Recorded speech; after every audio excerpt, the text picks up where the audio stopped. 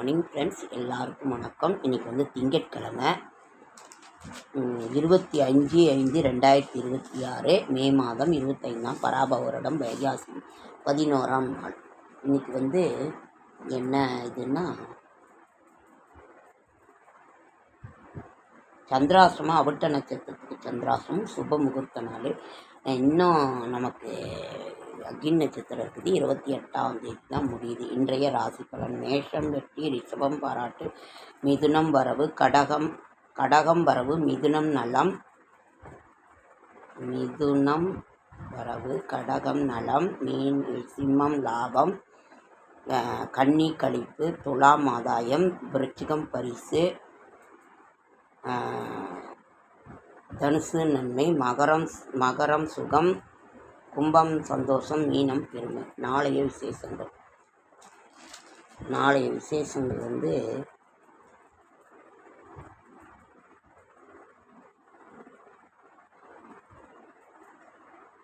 ஒன்றும் இல்லை.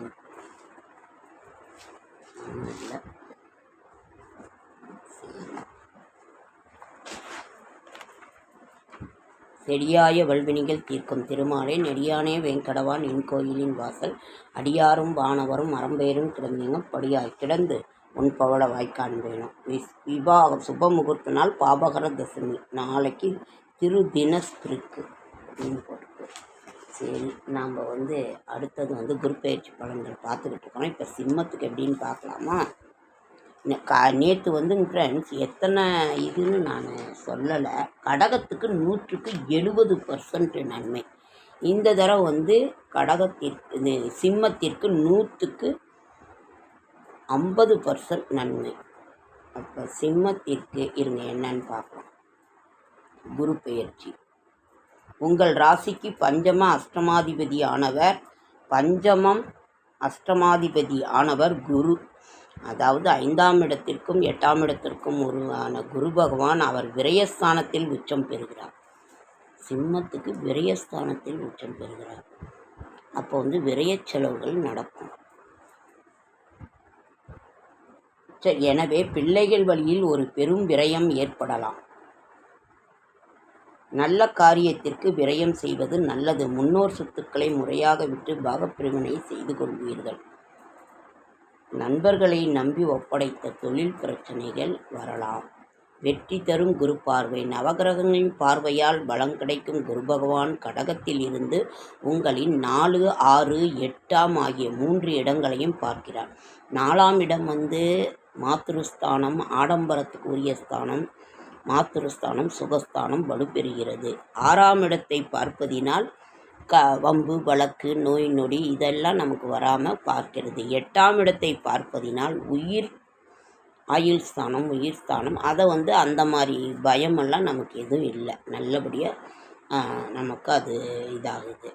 ஏதாவது ஒரு தோஷம் இருந்தால் கூட இதை நிவர்த்தி ஆகிடும். நவகிரகங்களின் பார்வையால் பலன் கிடைக்கும். தாய்வழி ஆதரவு உண்டு. தக்க விதத்தில் உத்தியோகம் அமையும். படிப்புக்கேற்ற வேலை கிடைத்து மகிழ்ச்சி காணும் நேரம் இது. தாய்வழி ஆதரவும் தந்தையின் அரவணைப்பும் கிடைக்கும். நிதானத்தோடு செயல்பட்டு நிகழ்கால தேவைகளை பூர்த்தி செய்வீர்கள். குருவின் பார்வை 6ஆம் இடத்தில் பதிவாவதால் சீரான தொழில் வாய்ப்பும் செல்வ நிலை உயரும். எந்த வேலையும் கிடைக்கவில்லையோ என்ற கவலை உங்களுக்கு வேண்டாம், நல்லபடியாக கிடைக்கும்.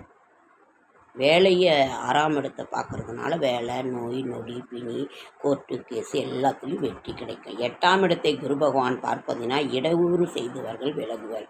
எதிர்கால நலன் கருதி எடுத்த முயற்சி வெற்றி தரும். துன்பங்கள் தூளாகும்.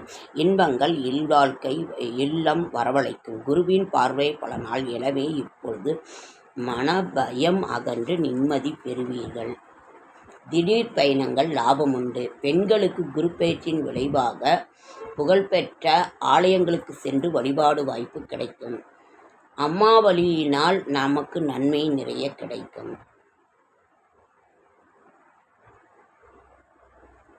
தினமும் இல்லத்தில் பூஜை அறையில் சிவன் உமையவள் படத்தை வைத்து பூஜிக்கவும்.